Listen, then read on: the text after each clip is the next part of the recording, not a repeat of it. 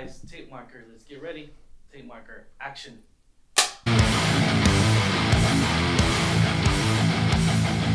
What's going on, Alamo City Movie Talk fans? As always, I'm your host, Ryan Diaconal, Ryan680. I'm Angela, and this is Alamo City Movie Talk, guys. Thank you so much for making us a part of your day. You know what to do. Like, share, and subscribe to us on our Alamo City Movie Talk page, and thank you for making us a part of your day. But let's get right to it.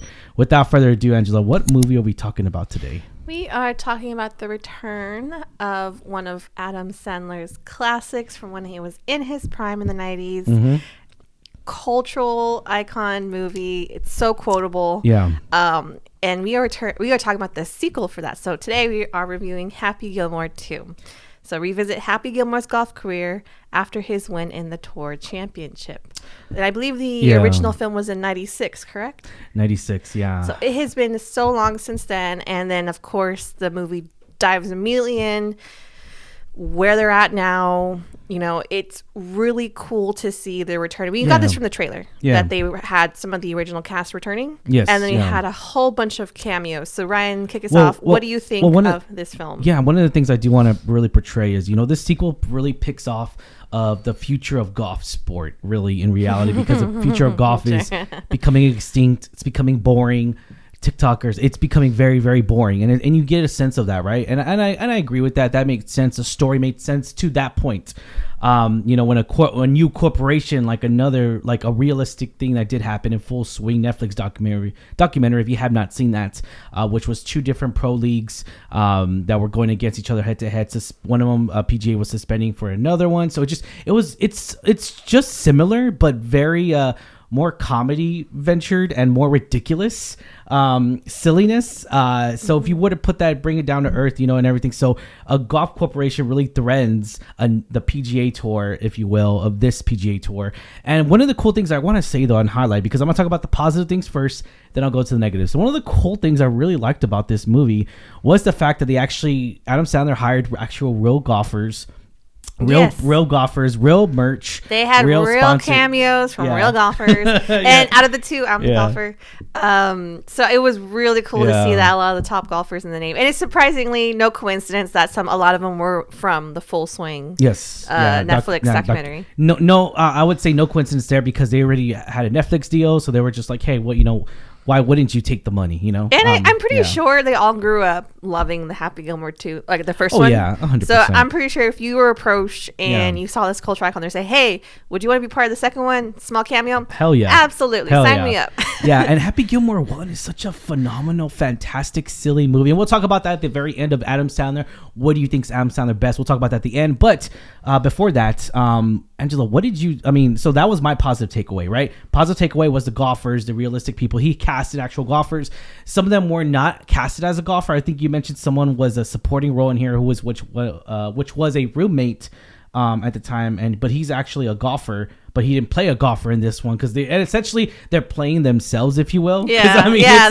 Yeah, John Daly, and there's another show, if you have not seen it, because I'm going to mention it. I know this is a Netflix movie, but Apple TV just finished up their episode 10 of the TV series called Stick, and that's an amazing series that we really did enjoy as well. It's actually about golf too, as well, but with Owen Wilson, Santiago, another character named Santiago, and so check out Stick, by the way. But going back to this, golf, you know, it's on TV, a drama series, to say the least. Isn't that crazy how we're living in a world where golf TV, or just like movies in general, movie adaptations of golf, is so entertaining? You know, it really is. I think what's really cool is I feel like golf has kind of gotten revamped into modern day.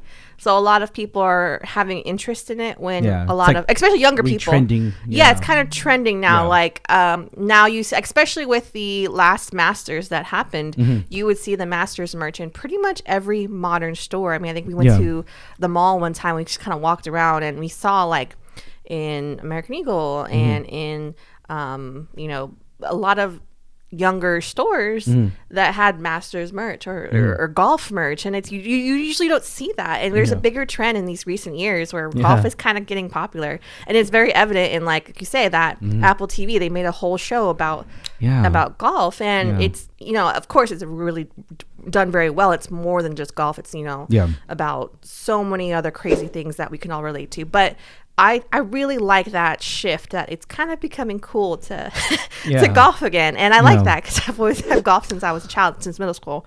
And another side fact that I do want to mention before, because I do want to talk about what you think of the movie, because you are a golfer. I'm not a golfer. You are truly a golfer. One of the things I do want to say as well is that something I did not know. This is Adam Sandler's first direct sequel to a comedy classic in decades.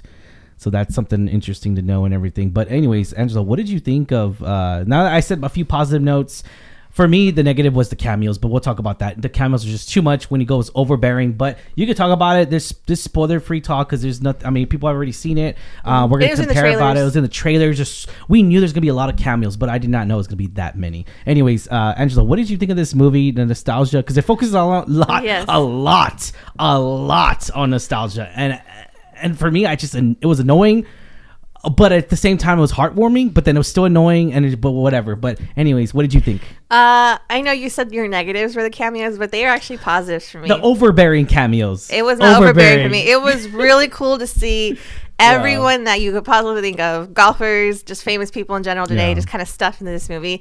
And I don't take this movie too seriously. This movie was not meant to be a good quality, be better than the first Happy Gilmore. No, this was just a silly. It was meant to be fun and goofy and silly. I don't think it was meant to mimic and give that same sparkle and shine as the first one. I just think I just don't think it's a movie you should take too seriously. And that definitely will impact my rating, because again, at the end of the day, I enjoyed myself. I was laughing. It was so funny. Especially seeing all the cool cameos. Like, you see people that even Adam Sandler's wife, and daughter, we saw them in the trailer, but like, we see all these golfers, we see all these people, we see like Travis Kelce, we see Eric Andre, we see Marcel Hernandez, we see, of course, Bad Bunny. Like, you just see all these funny people. We knew Bad Bunny was being it from the trailer. And then even like Eminem. And it's just funny to see how it ties to the first one. Again, I thought it was hilarious. Is it the best movie? Is it like the best comedy movie? Of course not. But it was just, at the end of the day, a fun movie to watch. And like, me and my brother were golfers. We loved it because it was just hilarious. So, let me ask you this, because fans are saying that fans are calling it one of the most anticipated comedy sequels in years. It is, because it was such a cultural classic movie at the time. Like, this was Adam Sandler in his prime. Like, we'll talk about that. We'll mention that. I think that era of like the 90s was a good era. I agree. And this was one of those like home run movies, like the first Happy Gilmore. And again, it's not meant to be the same thing. It's not meant to be better than that. It's just meant to be a fun, silly movie. And I really enjoyed it at the end of the day. Even Taylor Swift posted about this movie, saying, "Go check it out." Of course, right? I mean, her man's in her man's in it, right? I mean, she even said, "Oh gosh, I never thought I could hate a waiter before." It's hilarious. Again, dude, it's just meant to be a good old time, and I think a lot of people are gonna enjoy it just for what it is. No nonsense. It's just meant to be. And I do agree. Like, I do think the concept, the plot is interesting, because they bring up a point like, golf is so boring to watch, which I agree, it could be more fun, but it's kind of funny to see like the abomination that is created to try and make golf fun. It's just really funny to see. It's just so silly, but again, that's the whole point. It's just Adam Sandler being Adam Sandler, and I think people will still come to see it just because it's the sequel to the first one. I mean, here's the thing with me is that but just because I guess in regards to the first one, I hold the first one in such high regard, because it was a way, I saw it as a very young kid. It was funny, hilarious. It was just seeing his overbearing attitude towards the golf course, towards throwing his tantrums, his temper tantrums. So they were so damn good. They really were. A quotable movie. Like, you could quote anything from that movie. But at the same time, though, you had the first one who had the first movie who had cameos in it as well, though, too. You gotta remember, though, you got Bob Barker. You had a great crazy cameos in there. And so I mean, you and the classic saying, the price is right, bitch, or like, it's like, like I said, it's such a quotable movie, the first one. Like, you could do it, get in the boat, go home. Like, it's just, or it just, you could quote so many fun things from the first one. And I feel like that the dumb silliness behind it all I get it really focuses on a lot on that, and not to say that it doesn't work, because obviously it works for certain occasions here. I just, with me, I just expect a little bit more. It just, for me, it felt like Hobbs and Shaw. It really did. It felt annoying, and that's just me being a rock fan, being enjoying that, because it's like, hey, here's Ryan Reynolds, hey, here's Kevin Hart, hey, it's just like so many it's like, oh, they got all their friends, but at the same time though, I know moviegoers are going to be like, well, Ryan, that's what his movies are. It's a group of his friends, and that's fine. What was the one? Oh my gosh, not Couples Retreat. That's another Vince Vaughn. What's the other one? Grown Ups 1 and 2. Like, it's just, those movies they're like a heartwarm neatness to it, and it just, they really focus on just the family aspect of it. And I really did appreciate that more so in it. Another cool thing that we saw more was the fact that we saw his nostalgia Subway logo, like his Subway case. A lot of it focuses a lot of that. Yeah, a lot of thought is to bring back the nostalgia. Like, you see his original clubs with the sock on them. Like, you see, little clips. They show clips showing some of the cast they brought back on this one, so you can. Yeah, Shooter McGavin came back. That was really cool. Even like the smallest thing, like the finance guy who repoed the grandma's house in the beginning, the IRS guy, he came back. Yeah, so it's just it's just funny, and I do appreciate that, because I know we watched the original before we saw this one, so it's still fresh in our minds. But maybe if it's been a while, if you've seen the first one, it makes it easier to kind of put pieces together, because they do show clips from the first one. Yeah, and see, I don't know, that was another problem I had, because it was like, hey, audience, remember this. Hey, it's like but that was the whole point. I just feel like you think your audience is dumb enough to not know who they are. It's like, I mean, I get it, it's been since 1996, but at the same time though, I'm just like, I think we could figure it out. Like, I hate when movies do that. It was just fun for me. Again, I don't remember this. I don't read into it like that so seriously. Again, it's not meant to be a serious movie. It's not meant to be like, oh, I'm making this to get a high rating. No, it's just meant to be a fun project. And nostalgia, Easter eggs, and everything. Like, it had a lot of had a few Easter eggs, of course, referencing to a lot of stuff that he was going a lot of in the 1996 film that came out. Focusing on a lot of that, like, it just, and I really appreciate that. Don't get me wrong, I do. Was I laughing at sometimes? Yes, I was, but I feel like that the jokes were just kind of empty to me. Few of them. A lot of. Oh, I see. She's not. I'm a hater. See, that's and hey, that's to each his own. Now, this movie was very, very broadcasted a lot. It really was, and I feel like that, with Adam Sandler, Adam Sandler had a Netflix deal a while back, and I'm not sure if it's still active or not, but at one point of his career, I want to say in 2020 or 2021, he was the highest paid actor, because Netflix broke a deal with him to like a 5-movie deal or something to only make movies in Netflix. Now, here's the thing I want to say. I honestly think this movie could have made, it's brought billions of views to Netflix. By all means, it has. Let's bring out the facts here. It really has. By Netflix scoring Adam Sandler, it's brought in a lot of billion of viewers to it. But at the same time, though, I'm kind of like, honestly, I really, really would have wanted to watch this in a movie theater. I feel like it should have been in a theater setting. I feel like moviegoers could have really, honestly, I really think moviegoers would have gone to go see this movie, taking their kids to go see this movie. Didn't F1 do that recently? Like, it was supposed to be an Apple TV exclusive, but it ran in theaters for a set amount of time, right? It's still in theaters right now, but no. So originally it was always going to come out in theaters.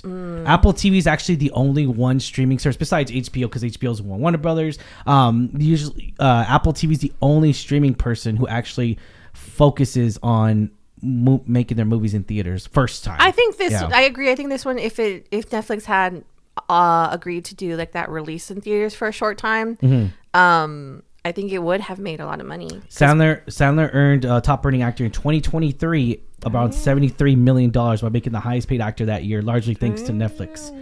Yeah, see, so that's what I'm saying. It's a huge audience to bring 500 million hours of Sandler-led content from 2023 alone in the first 6 months. And so yeah, you can't deny that name is attached like to success, like out of his string of success from the 90s, 2000s, even current movies. He's still a really classic, funny comedian. 100%. And you just know that, like, that's his style. You can tell it's Adam Sandler style. And I agree. He's just such a phenomenal actor. He's led such a great, successful career. Yeah. And again, I don't take this movie too seriously. I don't think it's going to be a high critic rating. It's just like... as for an Adam Sandler movie to a sequel for Happy Gilmore 2... I just feel like... Happy Gilmore. I just feel like we deserved a better story, but I'll leave it at that. I think the story was fun. Again, it makes kind of sense, because... Again, there's this renewed interest in golf, and you're right. Like, sometimes it's not the most interesting to watch as a golfer myself, but it's just hilarious. I think that's the point. It's supposed to be like a hilarious over exaggeration of, if you're gonna make golf fun, what would it look like? And I think that's a pretty funny concept. Well, another massive note here is massive streaming success since debuting in 2015. His Netflix films have racked up over 2 billion views, 2 billion hours of views since 2015. So damn, I mean, you can't deny. And Sandler stars in and produces each film under the deal, Netflix financing and distributing exclusively, and he has total creative control. Wow, in this. That's cool. That's really cool. So in total of everything, the deal got extended in 2017, 2020, and then again in 2017. So after 2020, bringing the total to debuting to Netflix paying him outwards of total $350 million plus. I just want to know, I wonder if it was Adam Sandler's choice to begin with all along to bring in actual golfers, or a lot more modern golfers that are pretty famous now. Honestly, I really think that was his idea, and I love that for them because of the fact that he could not have golfers because it's such the original movie. Because he had the original, he had some in the original, but you cannot do that, So it just but. Anyways, let's go to ratings real quick, and then we're gonna talk about the best Sandler movie we think it is, because I'm gonna put you on the spot. We're not prepared. I know. We're still gonna do it. So rating 1 out of 10. Tell me the highest. When you give the rating, Angela? Again, I enjoyed it. It was just a fun, silly film. I know you're gonna be shocked by my rating, but I'll give it a good 6.5 because again, it was not that bad. It was a solid movie. Was it the best comedy movie ever? Was it what is it? Sandler's best movie? No, of course not. But it was a fun film to watch at the end of the day. I really enjoyed it. I think the cameos were so funny. It was fun to kind of be like, oh, hey, that's so and so. Oh my God, that's so and so. The plot was, as crazy as it was, it made a little bit sense to me. And it was just a good old ball of fun. So I think that a lot of people are really going to enjoy this, 100%. Even if you're a golfer or not. I just think it's a class. It's Adam Sandler humor, and you're gonna enjoy it if you like his movies. See, I'm not gonna give it as low of a rating as I did Hobbs and Shaw. I think Hobbs and Shaw gave it like a 1 or 2. I'm gonna give this a solid 4 out of 10. I'm gonna give it a solid 4 out of 10. There's a lot of focus on nostalgia, and I get it. That's the whole main premise of this movie, and the silliness just got to me a little too much, and the joking, just too many empty jokes. But anyways, I'll leave it at that, guys. Let you know. Be sure to like, share, subscribe. But let's get right to it. Angela, what do you think is your best Adam Sandler movie? If you want, I could start off first. Go ahead. Okay, so I have 2 already in mind that I've been thinking about all day and this weekend, just really meditating on my favorite 2 movies. And I'm split. I really am. I'm split. So my favorite 2 movies my favorite movie of Adam Sandler is between 2 films. One, because I love serious movies and I love the fact that he did this film and he was in it. We talked about this movie, talking about A24's film Uncut Gems is a beautiful film to where I never thought we could see Adam Sandler act that way ever in the history of cinema. I never would have expected that out of this movie. Again, I don't know if it's because I had no expectations going into it, because I was just like, oh, great, Adam Sandler. Hopefully he's not joking. He did not joke at all throughout the whole movie. He brought the role to its serious tone, really morphed it into a time piece where I never thought he could go for him in his mindset and everything, his acting skills, his facial expression. Like for me, yes, I know it. I recognize it's Adam Sandler, but the character itself is nothing like the Adam Sandler characters we've come to know and everything. But the other one, it's just like, man, it's tough for me because it's gonna be a comedy, right? But it's definitely, I feel like I'm split between two movies again. But I love a lot of his movies. Don't get me wrong. I love Happy Gilmore. I love 51st Dates. But as of right now, it's got to be between Mr. Deeds and The Longest Yard. The Longest Yard because it had so many cameos in there. Once again, Longest Yard, defense. It's like I like got cheeseburger. Yeah, cheeseburger. I need a Diet Coke. I love Little Michael. And it's just like, but again, a lot of his movies that are like so quotable. They're funny. Yeah, they're so funny, and I love Mr. Deeds. Oh my god, I love that movie so much.